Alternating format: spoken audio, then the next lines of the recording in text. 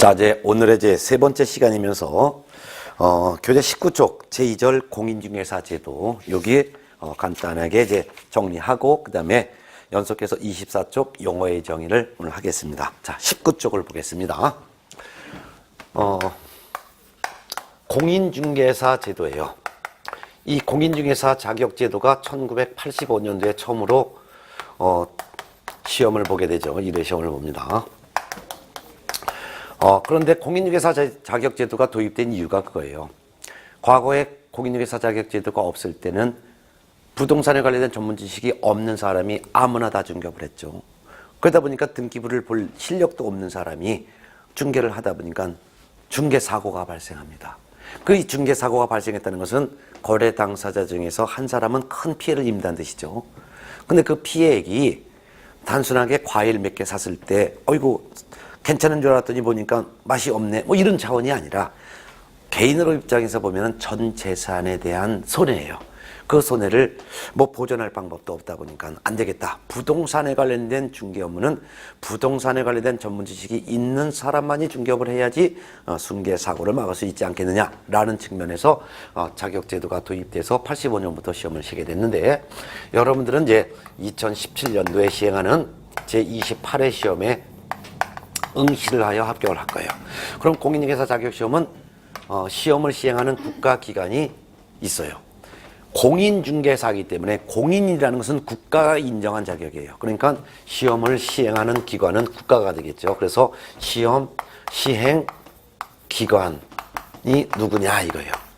시험 시행 기관장은 국가일 수밖에 없으니까 원칙적으로 공인중개사 자격시험은 시도지사가 시행을 합니다. 시도지사라는 것은 앞으로 공부하면서 시도지사하면 시장과 도지사를 말하는데 시장이라는 것은 특별시장과 광역시장을 줄여서는 시장 이렇게 표현하고 도지사는 일반 도지사와 특별자치도지사를 합친 말이에요.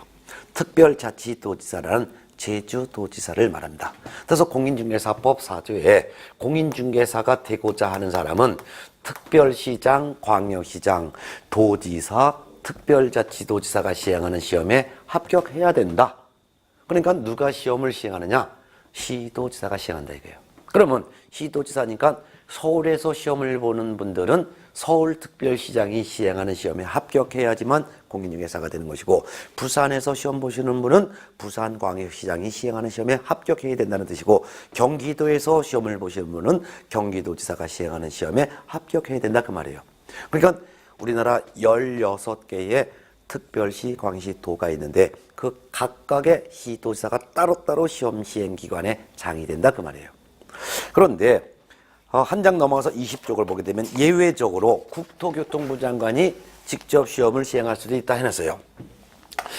국토교통부 장관을 제가 줄여서 국장이라고 쓰겠는데 예외적으로 국토교통부 장관이 시험을 시행할 수도 있습니다. 즉 국토교통부 장관은 공인중개사 자격시험의 균형 유지 등을 위해서 필요하다고 인정하면 직접 시험 문제를 출제하거나 직접 시험을 시행할 수도 있습니다.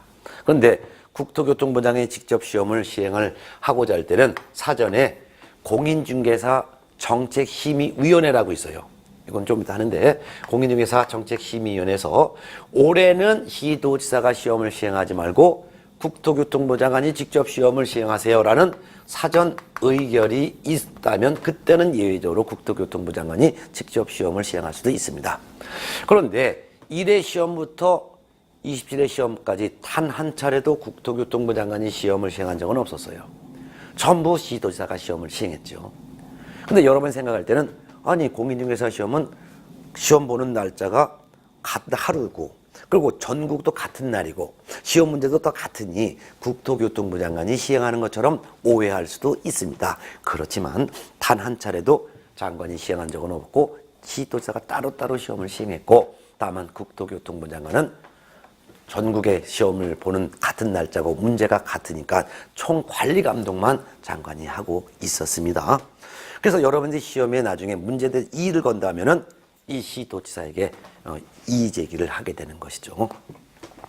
그런데 동그라미 3번을 봤더니 시험에 위탁 실시라는 게 있어요. 이건 무슨 말이냐면 위탁이란 말은 하청을 준다 이거예요. 시도지사가 시험을 시행하면 시도지사가 시험 시행기관장이고, 국토교통부 장관이 직접 시험을 시행하면 국토교통부 장관이 시험 시행기관장인데, 이와 같은 시험 시행기관장이 시험 업무의 일부를 하청 줄 수 있어요. 이를 시험 업무의 위탁이라고 합니다. 위탁. 자, 그래서 위탁하면 하청을 줬다 그 말이에요. 그러면 어떤 업무를 위탁 주냐? 시험을 보려면은 고사장 가야죠. 고사장은 아마 고등학교를 빌릴 거예요. 고등학교를 시험장으로 빌리는 일. 그리고 시험장에 가면은 막 감독관이 와서 시험지를 또 나눠줄 거예요. 감독관을 배치하고 시험 문제를 나눠주는 일. 시험 끝나면 시험 문제지는 가져가라고 해요. 근데 답안지는 내야죠. 그 답안지를 수거하는 일. 그리고 시험을 언제 볼지를 공고하는 일. 이런 일들을 하청을 줄 수 있는데, 이를 시험 업무를 위탁한다 해요. 그럼 시험 업무를 누구한테 위탁하느냐? 위탁을 세 기관 중에 선택할 수 있어요. 그 중에서 보면은 시험에 위탁 실시해 놓고서 어디냐? 공인중개사 협회에 위탁할 수 있다 해놨어요. 공인중개사 협회라는 것은 개업 공인중개사들이 만든 친목단체를 말합니다. 여러분들도 친하신 분들이 친목 모임 만들죠. 개업 공인중개사들도 역시 친목 모임을 만들었고, 그 친목 모임의 이름을 공인중개사 협회, 줄여서 협회라고 하는데, 이 협회에다가 니들이 시험 장소 대신 빌려라. 그리고 시험 감독관도 너희들이 배치해라. 이런 일을 하청 줄 수 있죠. 그 다음에 공기업에 위탁할 수도 있어요. 공기업이라는 것은 국영기업을 말합니다. 우리가 보통 누구 공기업에 이번 취직했대, 와 축하한다 하잖아요. 그게 공기업 하면은 무슨 공사를 의미하는 거예요. 한국토지주택공사, 이와 같은 공사, 한국전력공사, 이런 공사를 공기업이라고 합니다. 또는 이제 준정부 기관에 위탁할 수도 있어요. 준정부 기관이라는 것은 공단을 말합니다. 구로공단 이런 데를 말하는 것이 아니라, 예를 들면 한국산업인력관리공단, 법률구조공단, 이와 같은 공단체를 준정부 기관이라고 합니다. 이와 같은 기관 중에 니들이 대신 시험 인쇄, 배포, 감독관 배치하라, 이런 일을 하청 줄 수 있다 이거죠. 최근에는 계속 준정부 기관에 시험 업무가 위탁되어 있고, 준정부 기관 중에서도 작년 같은 경우에는 한국산업인력관리공단이라는 준정부 기관에 시험 업무가 위탁이 돼서 한국산업인력관리공단이 이와 같은 시도지사를 또는 국토교통부 장관을 대신해서 시험 공고도 하고 감독관도 배치하고 학교를 빌리는 일을 대신하고 있었죠. 예. 자, 그 다음에 이제 응시 자격이 있습니다. 이와 같이 시도지사가 시행하는 시험 또는 국토교통부 장관이 시행하는 시험에 응시를 하려면 응시자가 있어야 되는데, 이 응시할 수 있는 사람이 응시 자격이 있는 자도 있고 응시 자격이 없는 사람도 있어요. 그럼 응시 자격이 원칙적으로는 제한이 없기 때문에 원칙적으로는 누구든지 다 공인중개사 자격 시험에 응시할 수 있습니다. 그러니까 미성년자도 응시할 수 있어요. 미성년자란 만 19세가 되지 아니한 자를 말합니다. 금치산자도 시험에 응시하여 합격하면 자격 취득합니다. 금치산자를 여러분이 앞으로 민법 공부하면서는 2013년도부터는 금치산자를 피성년 후견인 이렇게 명칭이 바뀌었는데, 우리는 통상 생또라이를 금치산자라고 합니다. 한정치산자도 시험에 응시하여 합격하면 자격 취득할 수 있습니다. 우리는 또라이를 말합니다. 파산자도 응시할 수 있습니다. 파산자라는 것은 알거지입니다. 또는 교도소에 수감 중인 스타, 교도소에 수감 중인 사람도 원칙적으로 시험에 응시할 수 있고, 스타라는 건 그냥 전과자라고 표현하겠습니다. 방금 전에 교도소에서 방금 전에 석방되신 분, 이런 조폭들도 시험에 응시할 수가 있습니다. 또한 우리나라 사람뿐만 아니라 외국인도 시험에 응시할 수 있습니다. 이런 사람들도 다 시험에 응시할 수가 있으므로 원칙적으로 공인중개사 자격 시험에 응시함에 있어서는 특별한 제한이 없다 이거예요. 합격하면 공인중개사로 인정하겠다 이거예요. 그렇지만 미성년자는 아직 나이가 어려. 12살 먹은 어린 친구가 합격했어요. 그런데 바로 중개업에 종사시키면 말도 잘 못하는 아이가 거래 당사자 사이에 껴들어서 흥정을 제대로 할 능력이 부족하죠. 그러니까 미성년자는 미리 자격은 따도 돼. 그렇지만 성년이 될 때까지는 중개업계는 들어오지 마. 생또라이와 또라이도 미리 자격은 취득할 수는 있어. 그렇지만 법원에서 생또라이, 또라이 이렇게 판결한 거를 취소하는 판결을 받을 때까지는 중개업계 들어오지 마. 파산자인 알거지도 자격은 취득할 수 있어. 그렇지만 복권이 될 때까지는 중개업계 들어오지 마. 전과자도 자격 취득할 수 있어. 그렇지만 석방되고 3년 될 때까지는 중개업계 들어오지 마. 석방되고 3년 되면 그때서야 중개업계 들어와 라고 제한을 두고 있을 뿐, 그렇지만 미리 자격은 따놓을 수가 있다 이거예요. 그런데 예외적으로 공인중개사 시험에 응시 자격이 없는 사람이 두 사람이 있습니다. 두 사람인데 첫 번째가 바로 동그라미 1번. 공인중개사 자격 시험 봐서 합격했어요. 근데 그럼 자격을 취득했는데 이 공인중개사 자격이 취소가 됐어요. 왜 자격 취소가 되냐? 자격 취소 이유는 4가지가 있는데, 대표적으로 부정한 방법으로 자격을 취득한 경우, 예를 들면은 시험 문제 유출받아서 합격했다든가 하면은 자격 취소돼요. 또는 자격 취득했을 때 자격증 공짜로 줍니다. 그렇지만 이 자격증을 그대로 갖고 있는 건 누가 모르지 않아. 하지만 이 공인중개사 자격증을 타인에게 양도되면 공인중개사 자격을 박탈시켜요. 이를 자격 취소라고 합니다. 자격 취소 처분을 받았으면 자격 취소 처분 받고 나서 3년간은 다시 시험에 응시할 수가 없습니다. 3년간은 공인중개사가 될 수 없다 이거예요.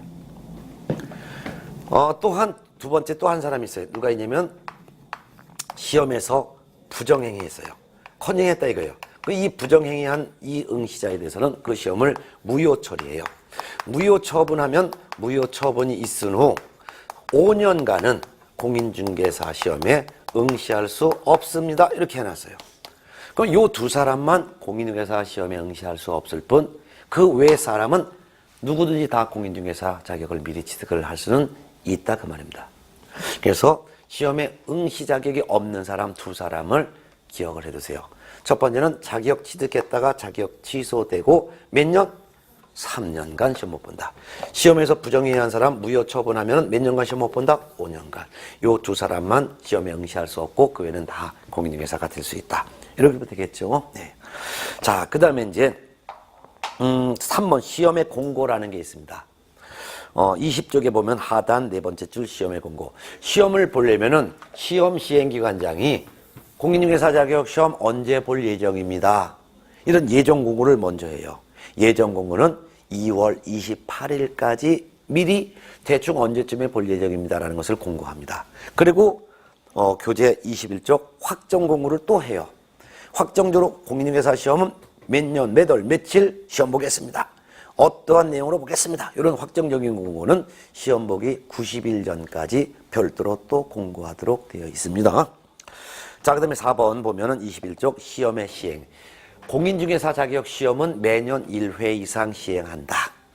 다만 시험을 시행하기 어려운 부득이한 사정이 있을 때는 사전에 공인중개사 정책심의위원회라는 그 위원회에서 올해는 시험 보지 맙시다 라는 의결이 있다면 당해 연도의 시험을 시행하지 않을 수도 있습니다. 그래서 1회부터 10회 때까지는 거의 2년에 한 번꼴로 봤었고 그 후로는 계속 매년을 시험 보고 있었는데 15회 시험은 2번을 본 적도 있습니다. 그래서 매년 한 번 이상 본다. 근데 안 볼 수도 있다. 이렇게 보면 되겠습니다. 그 다음에 이제 5번에 보면 그 밑에 합격자 결정 및 자격증 교부라는 게 나와 있어요. 5번. 공인중개사 시험 언제 보고, 그 다음에 시험장 다 가서 이제 감독관도 배치해서 다 시험지 수록하고 합격자가 결정이 됐는데 누가 합격했다라는 것을 결정해서 공고하는 사람은 시험 시행기관장이 합니다. 시도지사가 시험을 직접 시행했으면 시도지사가 누가 합격했다라는 것을 결정해서 공고하고, 만일 국토교통부 장관이 직접 시험을 시행했다면 누가 합격했다는 것을 결정해서 공고한다. 넘어갑니다. 그렇지만 한 장 넘어가서 양가로 2번 교재 22쪽 자격증 교부. 공인중개사 자격증 교부는 시도지사가 줍니다. 시도지사가 시험을 시행했다면 시도지사가 누가 합격했어? 라는 걸 결정하고 자격증도 시도지사 명의로 발급해줘. 국토교통부 장관이 직접 시험을 시행했으면 누가 합격했다라는 것은 국토교통부 장관이 결정해서 공고하지만 자격증 교부는 시도지사가 줘요. 그래서 시도지사는 합격자가 결정이 되었을 때는 자격증을 주는데, 자격증을 줄 때는 그냥 주는 것이 아니라 자격증 교부 대장이라는 장부에다가 누구에게 몇 년 몇 월 며칠 자격증을 교부했다라는 내용을 기록하고 자격증을 교부합니다. 특히 합격자가 결정 공고됐을 때는 한 달 이내에 자격증을 교부하도록 되어 있습니다. 그래서 자격증 교부는 무조건 시도지사가 준다. 그럼 여러분들이 합격을 하게 되면 공인중개사 자격증을 교부받는데, 공인중개사 자격증이 이렇게 생겼어요. 여러분들 이제 기본서를 보면 이제 서식이 나오는데, 공인중개사 자격증 이렇게 제목이 되어 있어요. 그리고 우측에는 여러분의 사진을 딱 붙여놓고, 그 다음에 여러분의 성명, 그 다음에 생년월일 이렇게 나와 있고, 위 사람은 2017년도에 시행한 제28회 시험에 합격하여 자격을 취득하였음을 증명합니다 라고 해서 자격증을 주는 거예요. 그리고 여러분의 주소지가, 우리 친구 주소가 어디에 돼 있지 지금? 서울특별시 동작구인가? 구로구 개봉동. 그러면 서울특별시장 명의로 자격증이 나가요. 그래서 2017년도 12월 5일 서울특별시장 해놓고 서울특별시 직인을 지긴 이 자격증을 교부한다 이거예요. 그래서 누가 합격했는지를 결정해서 공고하는 일은 시도지사가 시험을 봤으면 시도지사가 합격자 결정 공고하고 자격증도 시도지사가 준다. 근데 국토교통부 장관이 직접 시험을 시행했으면 국토교통부 장관이 누가 합격했다는 것을 결정해서 공고하지만 자격증 교부는 시도지사가 준다.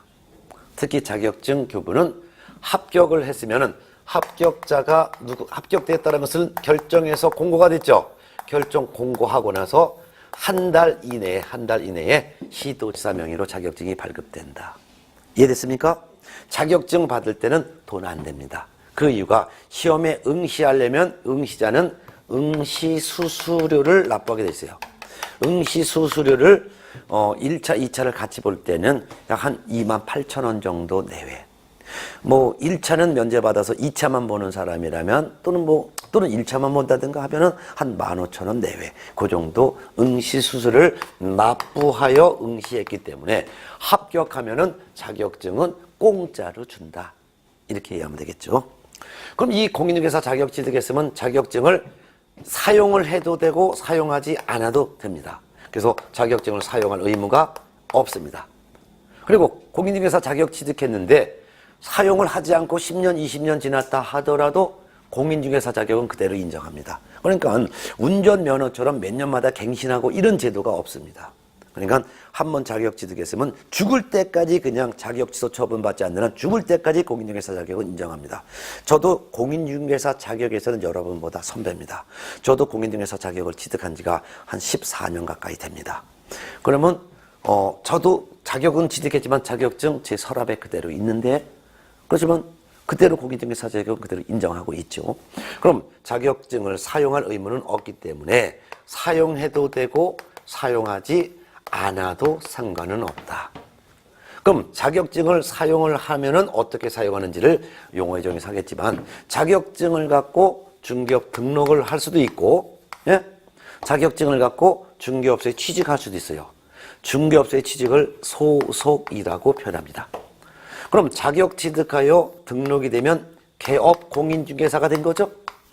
이와 같은 사람을 공인중개사인 개업 공인중개사라고 부르는 것이고, 자격 취득하여 중개업소에 취직을 하게 되면 이를 공인중개사는 공인중개사인데 중개업소에 취직을 했다 해서 이를 소속 공인중개사라고 부르고 있습니다. 근데 저같이 자격만 취득했을 뿐 전혀 자격증을 사용하고 있지 않은 저 같은 사람은 지금 강의하고 있는 강사죠. 그러면 저는 그냥 공인중개사다. 그런데 일반적인 아무 일도 안 하고 있는 그냥 자격증 썩혀 먹고 있는 공인중개사를 우리는 일반 공인중개사라고도 이렇게 부르고 있습니다. 그런데 이 자격증을 사용할 의무는 없는데 이 자격증을 남한테 양도하면 될까요? 안 될까요? 안 되는 거예요. 양도라는 것은 주는 거야. 대여라는 것은 빌려주는 거. 이와 같은 행위를 해서는 된다, 안 된다? 안 된다 이거예요. 그게 바로 6번 자격증에 대여 등의 금지가 있죠. 그래서 양가를 1번 양도 대여 등의 금지.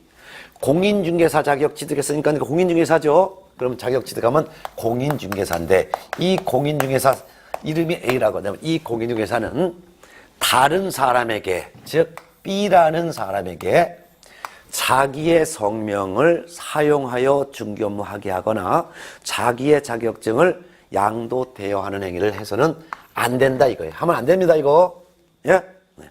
그러면 공인중개사는 다른 사람, 타인하고 쓸게. 타인에게, 다른 사람에게 자기의 성명을 사용하여 중개업무하게도 안 되고 자격증 자체를 양도 대여도 안 된다. 자기의 성명을 사용하여 중개업무를 하게 해도 안 된다. 그 말은 이 A가 공인중개사가 자격이 없는 B에게 자기 행세하는 것을 용인하면 안 된다. 그 말이에요. 즉 A는 자격이 있는 사람이고 B는 자격이 없는 사람이에요.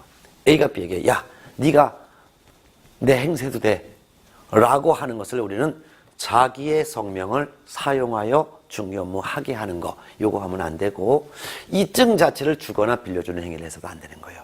이거 하게 되면은 이 A에 대해서는 공인중개사 자격 취소시켜.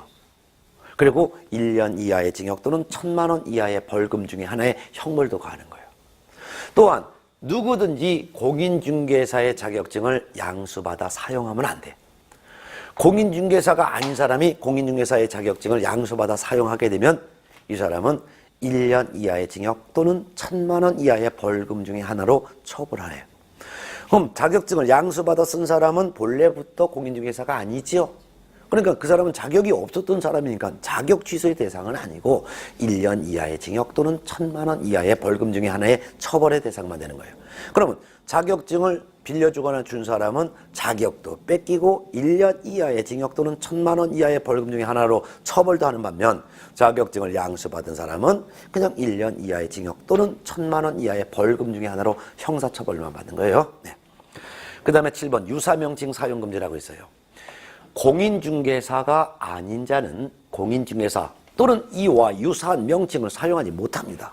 공인중개사 자격이 없는 사람이 공인중개사라고 말을 하거나 또는 이와 유사한 명칭으로 나는 공인중개인이야 이런 말을 해도 안 돼. 이와 같은 것은 말로 해도 안 되고 명함이라든가 어떤 문서를 통해서 표시해도 안 돼요.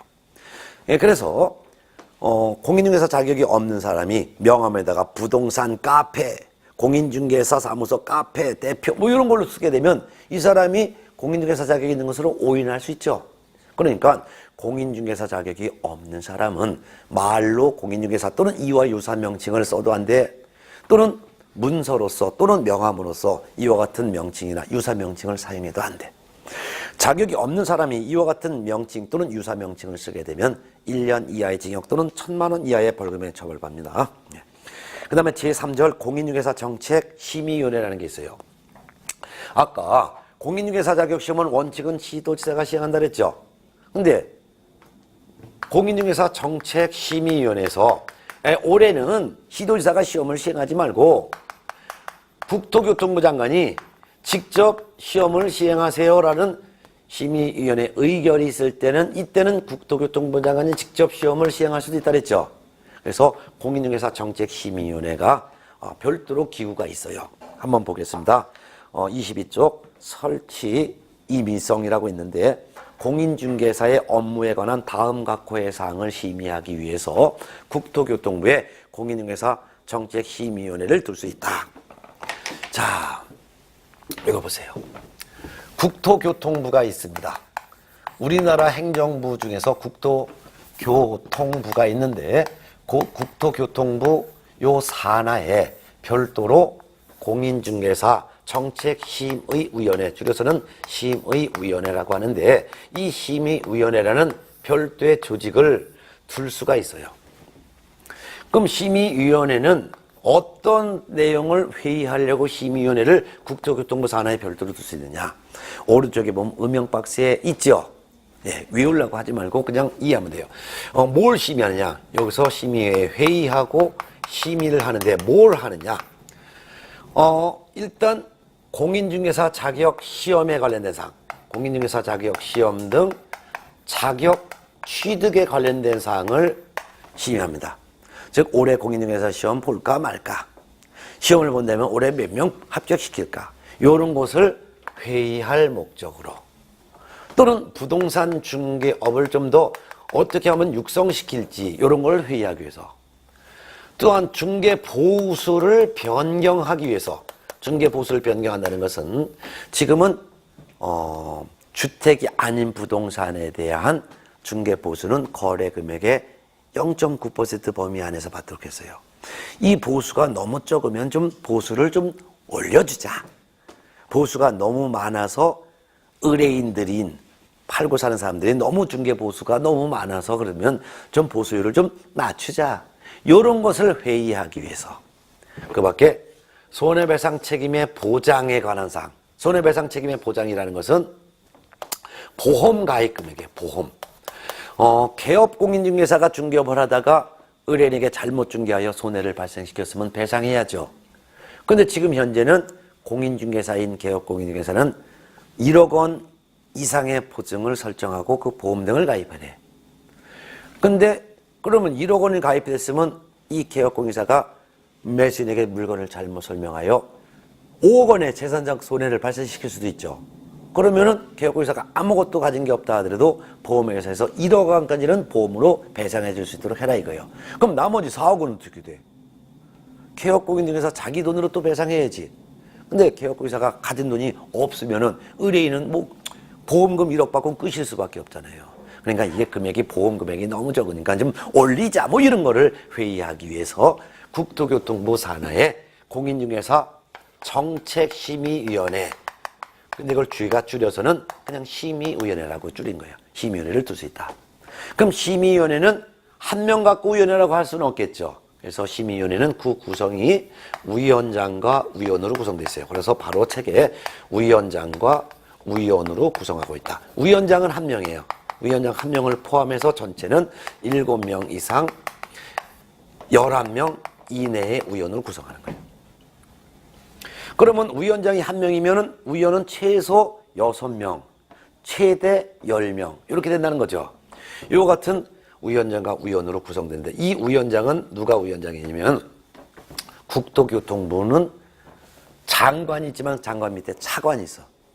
차관은 2명이에요. 국토에 관련된 업무를 관장하는 차관이 있고 교통에 관련된 업무를 관장하는 차관이 있는데 국토에 관련된 업무를 관장하는 차관이 바로 국토교통부 1차관이고 교통에 관련된 업무를 관장하는 차관이 2차관인데 국토교통부 제1차관이 자동적으로 공인중개사 정책심의위원회 위원장이 되는 거예요. 그럼 이 심의위원회 위원장은 임기라는 것이 몇 년이다라고 할 수가 없는 거예요. 왜? 국토교통부 1차관직에 있는 한은 그대로 심의위원회 위원장직을 겸직을 하는 거예요. 그런데 이 심의위원회 위원은 적게는 6명, 많게는 10명 요 사이로 구성이 되는데 이거는 국토교통부 장관이 임명해요. 국토교통부 장관이 임명하거나 위촉을 하게 되는 거죠. 어떤 사람에서 임명 위촉하냐면은 여러 직종이 있는 사람이에요. 대학 교수, 변호사, 공인회계사, 부동산 관련 전문가, 뭐 그 밖에도 시민단체에서 추천한 사람 등 여러 직종에 있는 사람들 중에서 국토교통부 장관이 당신이 공인중개사 정책심의위원회 위원이 돼주세요 라고 위촉을 하거나 또는 뭐 임명을 하게 되는 거죠. 그럼 이와 같은 심의위원회에서 심의회의를 하려면은 일단 회의를 하려면 재적의원 과반수가 출석을 해야 돼. 과반수가 출석을 해야지만 회의가 열려요. 만일 전체 위원장과 위원을 포함해서 만일 11명이 전체 위원장과 위원 숫자라면 과반수가 출석을 해야지만 회의가 열린다 이거예요. 그럼 11명의 과반수는 몇 명이에요? 11명의 반수를 초과해야 된다 이거예요. 11명의 반수는 몇 명? 5.5명. 5.5명을 초과해야 되니까 몇 명은 출석해야지만 6명이 6명 이상은 출석을 해야지만 회의가 열린다 그 말이에요. 그럼 6명이 출석을 해서 회의가 열렸어요. 그리고 회의하죠. 그래서 의결을 하는 거예요. 의결. 즉 결정을 한다는 거예요. 회의하여 결정을 했다 이게요. 회의에서 결정을 하려면 출석한 숫자의 과반수가 찬성해야 돼. 과반수가 찬성을 해야지만 의결이 이루어져. 그럼 6명의 반수는 몇 명? 반수는 3명. 6명의 반은 3명. 근데 3명을 초과해야 돼. 그러니까 몇 명이 찬성을 해야 되는 거야? 4명은 찬성을 해야지만 의결이 이루어진다 이거예요. 그럼 의결을 된 거는 회의한 게 요거 같은 걸 회의한 거잖아요. 즉 시험에 관련된 사항도 회의했고 또한 그 밖에 보수를 변경하는 것도 회의했고 그 다음에 뭐 보험 가입하는 금액도 여러 가지 회의했잖아요. 이와 같은 그 중에서도 요 공인중개사 시험 등 자격 취득에 관련된 사항 요거 하나 시험에 관련된 거 요거 하나는 무조건 시도지사가 따를 의무가 있는 거예요. 준수 의무가. 그러면 공인중개사 정책심의위원회에서 야 중개 보수를 갖다가 거래 금액의 0.9가 아니라 0.8%까지만 받게 하자라고 회의했다 하더라도 이를 따를 의무가 아무게도 없어. 회의 하나 많아야. 또한 보험 가입 금액이 1억 원 이상을 갖다 지금 2억 원 이상을 올리자라고 얘들이 해봤자 개공들이 아무도 따를 의무가 없어요. 근데 유일하게 딱 하나 공인중개사 시험 등 자격 취득에 관련된 사항 요거 하나는 의결사항을 따를 의무가 있는 거예요. 만일 심의위원회에서 올해는 시도지사가 시험을 시행하지 말고 국토교통부 장관이 시험을 시행한다 라고 한다면 시도지사는 그래도 내가 시험을 시행할 거야 이거 우기지 못하고 국토교통부 장관이 시험을 시행하게 양보해야 되는 거예요. 또한 공인중개사 정책심의위원회에서 올해는 공인중개사가 좀 너무 적으니 한 5만 명은 최소 합격시키게 많이 뽑아라라고 의결했으면 무조건 시도지사는 5만 명 이상을 뽑아야 되는 거예요.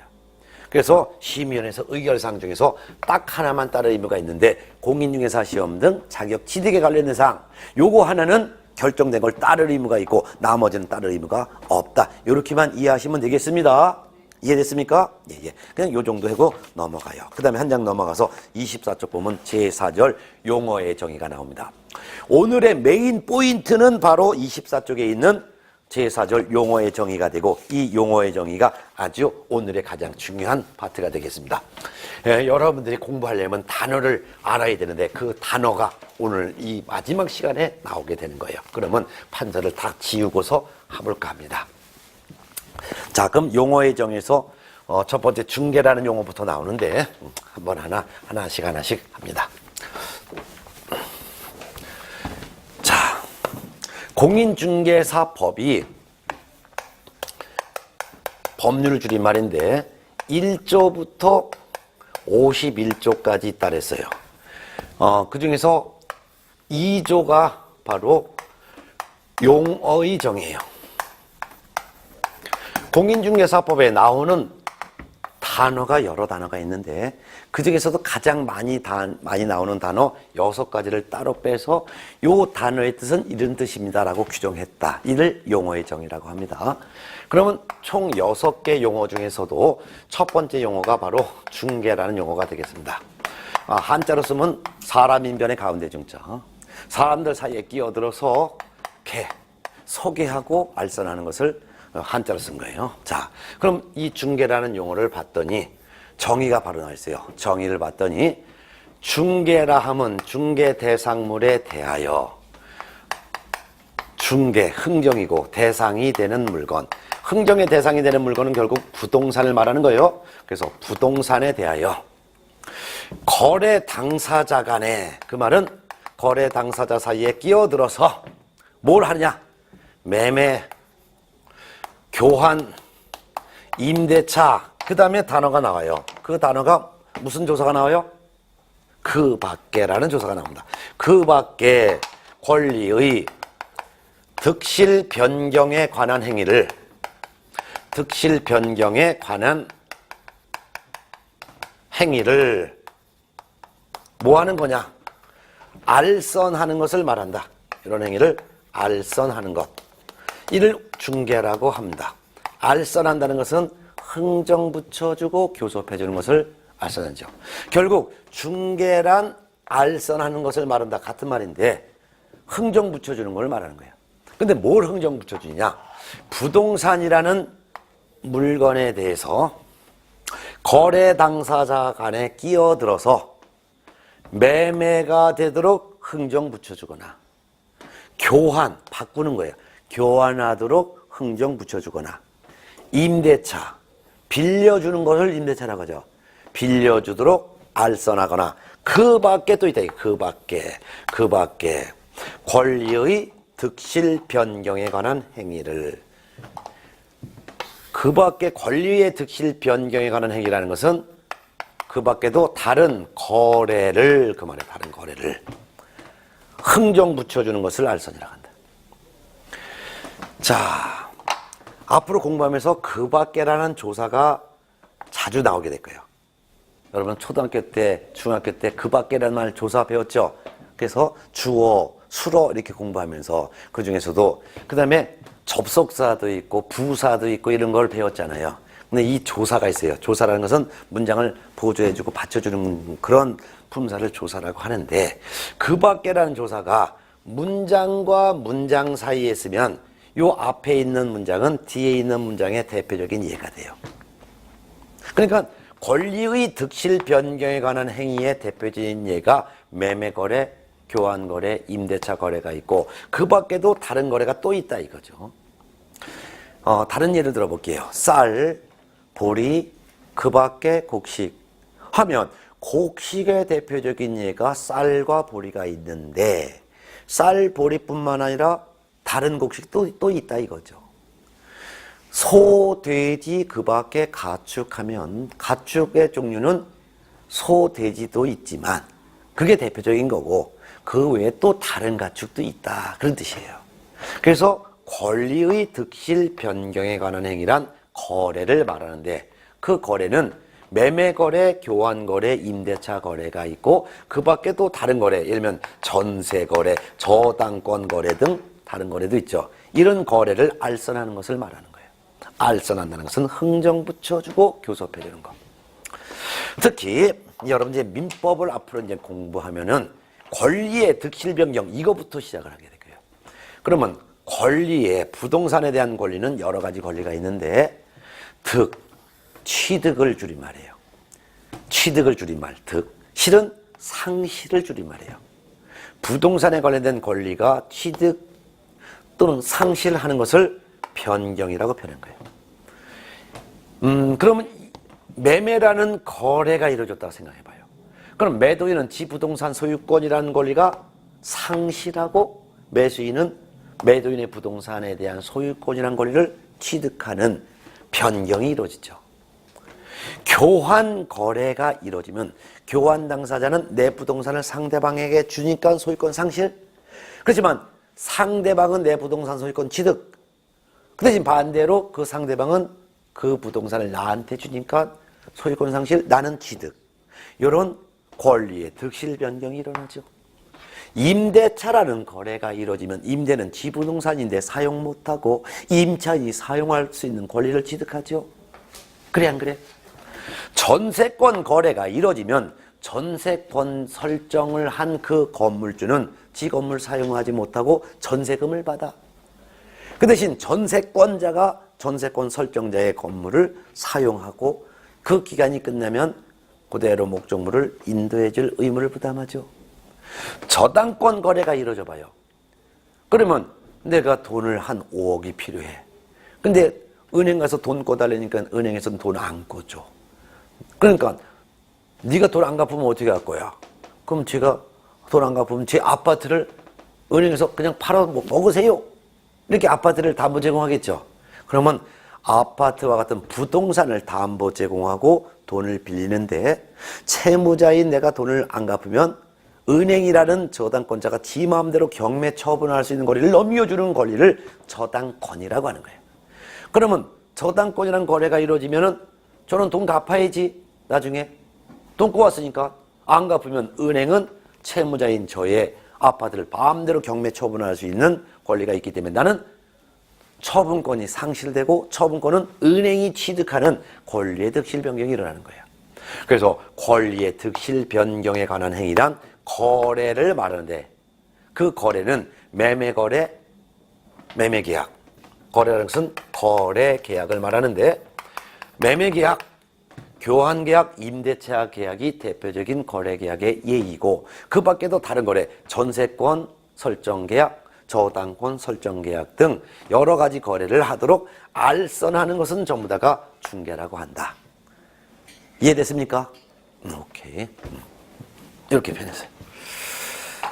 자, 근데 공인중개사법에 규정된 중개라는 개념이 성립되려면 부동산이라는 물건에 대해서 거래를 알선해야지만 중개예요. 그러면 이 중개 대상물은 5글자를 제가 줄여서 물자 하나 쓰는데 부동산을 의미하고 5가지 물건이 중개의 대상이 되는 물건으로 규정하고 있어요. 그 5가지가 뭐냐면 토지, 건축물, 임목, 공장재단, 광업재단 요 5가지를 중개 대상물이라고 표현하고 있습니다. 5가지를 제가 토건, 입공광 앞으로 이렇게 할 거예요. 토, 토지, 건, 건축물, 입, 임목, 공, 공장재단, 광, 광업재단. 토지는 땅을 말하는 것이고 건축물은 건물을 말하는 것이에요. 임목이라는 것은 소유권 보존 등기한 수목 집단을 말합니다. 한두 그루의 나무를 수목이라고 해요. 근데 여러 그루의 나무를 수목의 집단이라고 합니다. 근데 여러 그루의 나무에 대해서 별도로 이건 내 거야 라고 소유권 보존 등기한 수목의 집단을 임목이라고 하고, 임목은 토지와는 별도의 부동산으로 인정받습니다. 그러니까 제가 땅을 갖고 있는데 땅 내 거죠, 소유권. 근데 땅 위에 나무를 심어서 그 나무에 대해서 보존 등기를 별도로 해요. 그럼 저는 토지 소유권도 있고 임목 소유권도 갖고 있는 거예요. 그럼 2개의 부동산을 갖는 거예요. 그런 경우 제가 토지만 사모님한테 팔으면 사모님은 토지 소유권만 취득하고 임목 소유권은 그대로 제가 갖고 있는 거죠. 근데 토지도 팔고 임목도 한꺼번에 다 팔면은 그때서야 매수인은 토지와 임목 2가지 권리를 다 취득하는 거지. 그 다음에 공장재단과 광업재단은 둘 다 공통적으로 재단이라고 들어가 있는데, 재단이라는 것은 재산 덩어리를 등기한 거예요. 여러 개의 물건을 묶어서 하나의 권리로 보존 등기한 재산 덩어리, 이게 바로 재단이란 말인데, 공장재단이란 공장을 운영하려면 여러 개의 물건이 필요해. 일단 공장 토지 있어야죠. 공장 건물이 있어야죠. 공장을 운영하려면 기계도 있어야죠. 이런 거를 묶어서 하나의 권리로 보존 등기한 재산 덩어리를 공장재단. 광업재단이란 광산업을 운영하기 위해서 필요한 여러 개의 재산 덩어리를 묶어서 하나의 권리로 등기한 거. 광산업 운영하려면 광물을 채굴할 수 있는 권리가 있어야 돼. 이를 광업권이라고 합니다. 광업권도 있어야 되고 광산 토지도 있어야 되고 땅속에 광물을 채굴하고 내려가기 위해서 궤도 갱도도 있어야 되고 땅속에서 광물을 채굴하는 기계도 있어야 되고 채굴된 광물을 상품화시키기 위한 공장 건물도 있어야 되고 이런 것들을 필요한데, 이런 거를 묶어서 하나의 권리로 보존 등기한 재산 덩어리를 광업재단이라고 부르고, 공장재단과 광업재단은 여러 개의 물건을 묶어서 등기해서 하나의 권리로 인정했기 때문에 처분하려면 함께 처분해야지 분리해서 처분하지 못하도록 했습니다. 이와 같은 토건, 입공광을 중개 대상물이라고 하고, 요 5가지 물건에 대해서 거래 당사자 사이에 끼어들어서 거래 계약을 알선하는 것을 전부 중개라고 한다. 이해됐습니까? 예. 자, 그 다음에 이제 2번째 공인중개사라는 용어가 나옵니다. 공인중개사라 하면 이 법에 의한 공인중개사 자격을 취득한 자를 말합니다. 공인중개사 자격을 취득한 자를 전부 공인중개사라고 하는데, 그 앞에 뭐라 되냐면 이 법에 의한 이렇게 돼 있어요. 이 법에 의한, 그 말은 공인중개사법 규정에 따라 자격을 취득한 자. 그러니까 우리나라 특광도지사, 즉 시도지사가 시행한 시험에 합격하거나 또는 국토교통부 장관이 시행한 시험에 합격하여라는 말이에요. 자격 취득한 자를 공인중개사라고 합니다. 외국도 공인중개사 자격제도가 있습니다. 미국도 공인중개사 자격제도 있습니다. 그렇지만 외국에서 취득한 자격은 공인중개사로 인정하지 않습니다. 우리나라에서는 전혀 쓸모 없습니다. 미국 공인중개사 자격, 우리나라에서 쓸모 없습니다. 변호사, 미국에서 변호사 자격 땄다. 미국에서 공인회계사 자격 땄다. 미국에서 무슨 뭐 투자 관리사 자격 다 필요 없는 겁니다. 뽀대용입니다. 즉 자랑거리일 뿐 전혀 우리나라에서는 쓸모가 없습니다. 이해됐습니까? 근데 이 자격을 취득하면 자격증을 준다 그랬죠. 근데 이 자격증을 시도지사가 자격증을 주는데 이 자격증을 사용할 의무는 없다 그랬죠. 근데 사용해도 되고 사용하지 않아도 되는데 자격 취득을 하여 이 자격증을 등록하는 데 사용했으면 개업 공인중개사가 된다 그랬죠. 이를 무슨 개업 공인중개사라 불러요? 공인중개사인 개업 공인중개사라고 부르는 거예요. 공인중개사인 개업 공인중개사, 즉 자격을 취득하여 등록을 한 자. 그 다음에 자격 취득하여 중개업소에 즉 개업 공인중개사에 취직을 할 수 있죠. 취직을 소속이라고 해요. 이를 우리는 뭐라고 부른다? 소속 공인중개사, 즉 공인중개사 자격 취득하여 중개업소에 취직을 한다. 근데 자격증을 전혀 사용하고 있지 않고 썩혀먹고 있으면 이를 우리는 일반 공인중개사라고 부른다 했죠. 네. 자, 그 다음에 세 번째 용어가 바로 중개업입니다. 중개라는 단어에다가 업자 하나를 더 붙여서 중개업이 된 거예요. 업은 사업을 줄임말이에요. 사업을 하는 목적은 영리 목적이죠. 영리 목적으로 사업을 하는 거예요. 중개사업을 줄여서 중개업.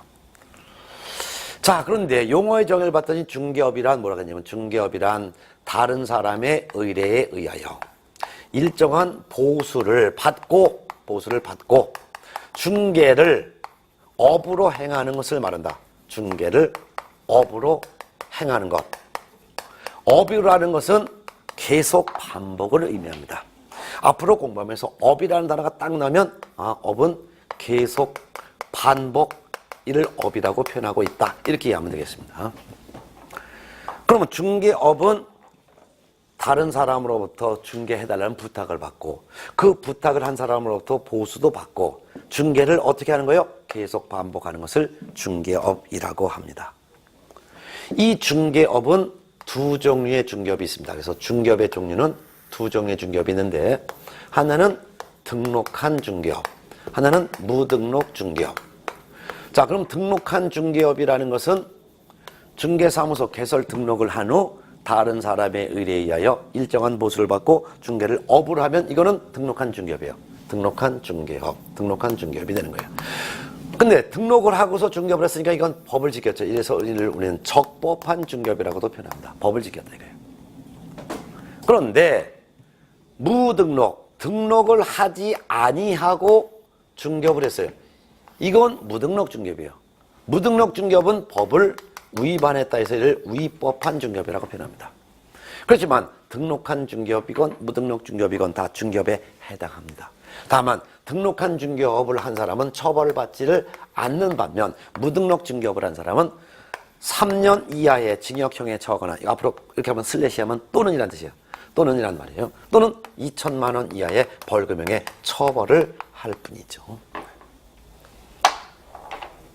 자, 그러면은 중개와 중개업에서 보면 중개업은 다른 사람의 의뢰에 의하여 일정한 보수를 받고 중개를 업으로 하는 게 중개업인데 방금 전에 중개라는 용어를 공부했잖아요. 중개란 중개 대상물, 토건, 이권강 5가지 물건에 대해서 거래 당사자 간에 끼어들어서 매매, 교환, 임대차 그 밖의 권리의 득실 변경에 관한 행위를 알선하는 게 중개죠. 근데 알선을 업으로 하는 것 하면 그게 바로 중개업이 되는 거예요. 그럼 그대로 중개라는 용어를 여기다 같이 끼워볼게요. 중개업이란, 중개업이란 중개 대상물에 대하여 거래 당사자 간에 매매, 교환, 임대차 그 밖의 권리의 득실 변경에 관한 행위의 알선을 업으로 하는 것을 말한다 해도 되겠죠. 그래 안 그래요? 중개란 용어를 그대로 대입하고 거기다가 업만 플러스 시키면 되잖아요. 중개란 중개 대상물에 대하여 거래 당사자 간에 매매, 교환, 임대차 그 밖의 권리의 득실 변경에 관한 행위의 알선을 업으로 하는 것을 말한다. 또 마찬가지가 되잖아요. 그렇죠? 예. 그래서 중개와 중개업은 비슷한 것 같지만 업이란 글자 하나 때문에 완전히 좀 다른데 구분을 이렇게 하시기 바랍니다. 구분을 정리해 드릴게요. 중개나 중개업이 되기 위해서는 전제되는 것은 알선의 대상 물건은 어떤 물건을 알선의 대상으로 해야 되느냐. 중개라는 개념이 성립되기 위해서도 중개 대상물인 토, 건, 입, 공, 광에 대해서 알선을 해야지만 되는 거예요. 이 물건이 아닌 다른 물건, 자동차에 대한 매매를 알선했다. 이거는 중개라고 표현하지 않는다 이거예요. 그 다음에 알선 횟수, 몇 번 했느냐. 알선 횟수가 중개는 한 번이에요. 우연한 기회에 우연히 한 번 했다 이렇게 하는 것은 한 번 하는 것은 중개가 되는 거예요. 이때 한 번 알선하고 보수를 지급받았느냐 받지 않았느냐 전혀 상관없이 한 번 정도 거래를 알선하는 것은 중개라고 해요. 근데 이 중개는 누가 할 수 있냐? 할 수 있는 자. 제한이 없어요. 제한이 없다라는 것은 결국은 아무나 한 번 부동산 알선하고 했고 보수받아도 된다 그 말이에요. 그럼 여러분 같은 경우는 개업공인중개사 아니죠? 등록도 안 했죠? 저도 자격은 있지만 등록 안 했어요. 감사합니다. 동네에 있는 아파트 한 번 매매거래 알선했어요. 해줬더니 동네 사람 파는 사람이 아유 고마워요 해갖고 한 돈 100 줬어요. 사는 사람도 아유 고마워요 돈 100 줬어요. 보수 받았죠. 하더라도 이거는 제한받지 않아요. 공인중개사법에서는 중개업만 개업공인중개사가 하도록 제한을 뒀고 중개는 누가 하건 제한을 두지 않았기 때문입니다. 이해됐습니까? 네. 그래서 부동산에 대해서 한 번 거래 알선하면 보수 받았건 안 받았건 한 번 알선하는 것은 중개. 아무나 할 수 있다 이게. 근데 중개업이 되려면 알선의 대상물은 이와 같이 토지건, 건물이나 임목이나 공장재단이나 광업재단을 대상으로 해야 돼. 중개, 알선의 대상물은. 근데 알선에서는 한 번이 아니라 계속적, 반복적으로 알선을 해야 돼. 그리고 반드시 보수를 받아야 돼. 보수를 안 받으면 사업이 아니에요. 그렇죠? 돈도 안 벌으면서 사업했다 말이 안 되지. 그래서 중개업이 되려면 보수도 반드시 받아야 돼. 그리고 계속 반복해야 돼. 그래야지만 중개업이에요. 이걸 등록한 사람이 했으면 적법한 중개업인데 등록을 하지 않은 사람이 계속적 반복적으로 알선하고 보수받으면 이건 무등록 중개업이 돼요. 처벌받죠. 그렇기 때문에 이 중개업은 아무나 할 수 있는 것이 아니라 개업 공인중개사만 할 수 있도록 제한된 거예요. 이해됐습니까? 네. 정리하셨죠? 예. 자, 그 다음에 이제 네 번째 용어가 개업 공인중개사가 나옵니다. 개업 공인중개사.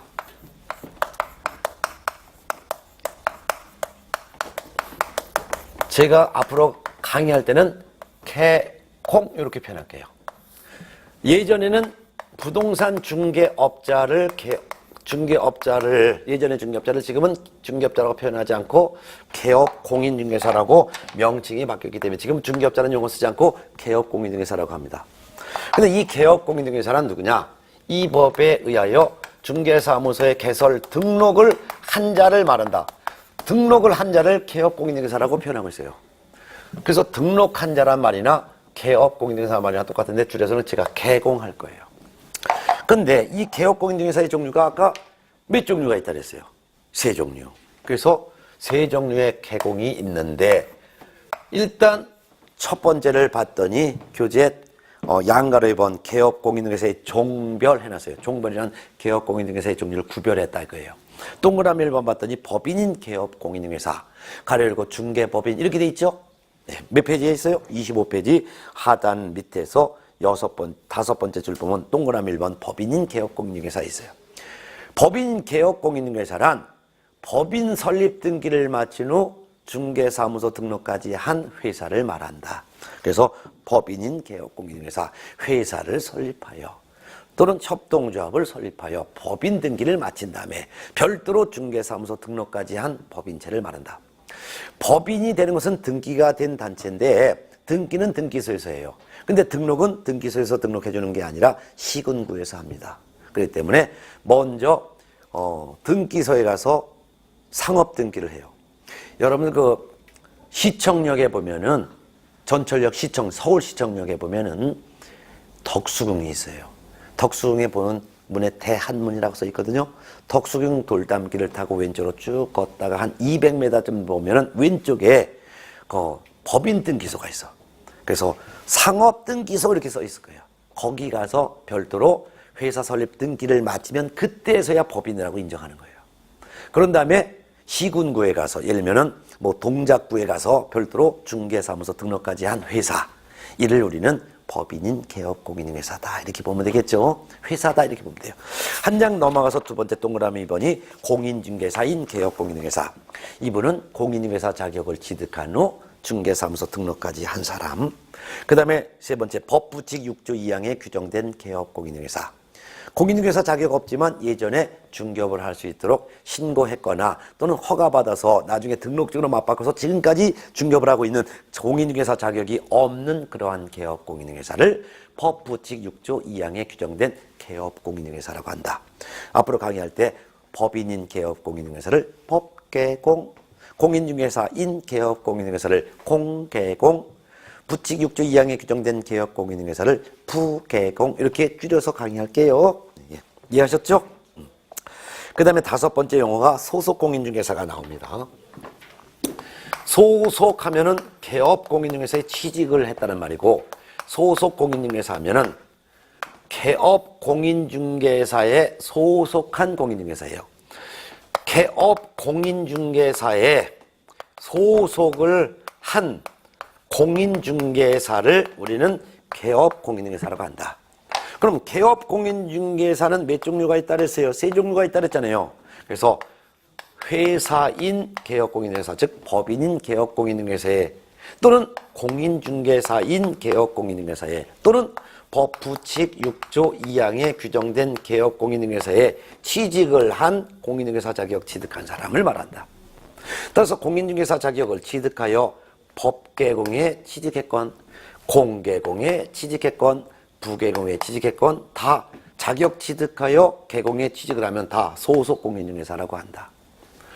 자, 그러면 이 소속의 형태가 어떻게 소속을 했느냐? 소속이라는 취직인데 소속을 한 형태가 단순한 직원으로 취직을 할 수도 있고 법개공의 이사 또는 감사로 취직을 할 수도 있어요. 근데 공인중개사법 중에서는 직원이라고 쓰지를 않고 직원을 고용인이라고 표현하고 있습니다. 직원 대신 뭐라고 쓰고 있다고? 고용인. 그러면 공인중개사 자격 취득하여 법개공에 단순한 직원으로 취직했거나 자격 취득하여 공개공에 단순한 개공 취직했거나 자격 취득하여 부개공에 단순한 직원으로 취직을 하면 이를 고용인인 소속공인중개사라고 부릅니다. 소속공인중개사를 제가 줄여서 강의할 때는 소공 이렇게 표현할 거예요. 그런데 법개공은 회사예요. 회사니까 임직원이 있죠. 직원은 고용인, 임원을 우리는 이사감사라고 해요. 그래서 이사감사를 공인중개사법에서는 임원이라고도 표현하고 또는 사원이라고도 표현해요. 그러면 앞으로 공부하면서 사원하면 말단 직원을 말하는 것이 아니라 이사 또는 감사를 우리는 임원 또는 사원이라고 표현하고 있어요. 이와 같이 자격 취득하여 법개공에 이사 또는 감사로 취직한 사람을 임원 또는 사원인 소속 공인중개사 이렇게 부르고 있다 이거예요. 그러면 이와 같이 소속 공인중개사는 단순한 직원으로 취직한 공인중개사 자격 취득하건 또는 법개공의 이사감사로 취직한 소속 공인중개사건 하는 일은 중개 업무를 수행을 하거나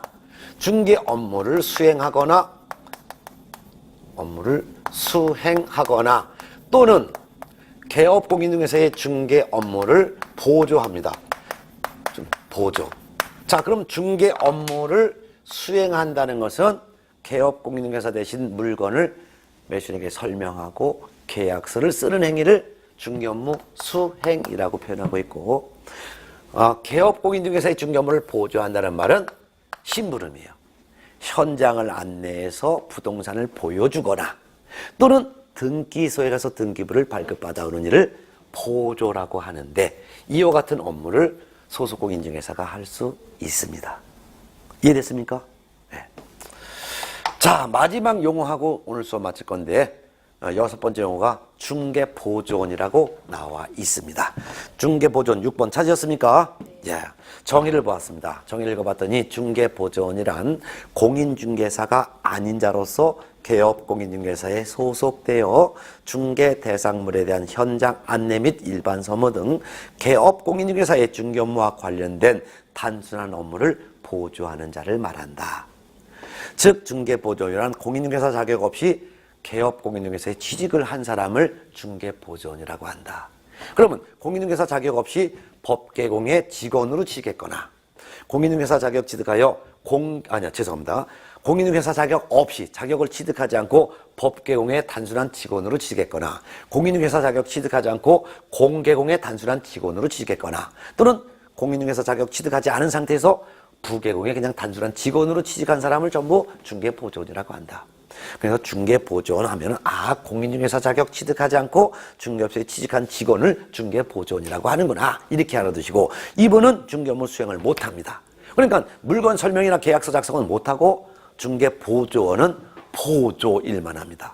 보조일만 한다는 것은 현장을 안내하여 물건을 보여주거나 등기부를 띄우는 일 이런 단순한 업무만 보조할 수가 있습니다. 그 외에 다른 거는 할 수가 없습니다. 이해되셨습니까? 예, 그 다음에 한 장 넘어가서 제5절 중개대상물이 나오는데 요거는 중개대상물이란 뜻만 알고서 요건 마무리 질 거예요. 아까 중개대상물 하면 부동산을 의미한다 그랬죠? 5가지가 있다 그랬죠? 그래서 28쪽 보면 이 중개대상물의 범위가 나와 있는데 제 28페이지 제5절 중개대상물 해놓고 1. 중개대상물의 의미를 한번 봅니다.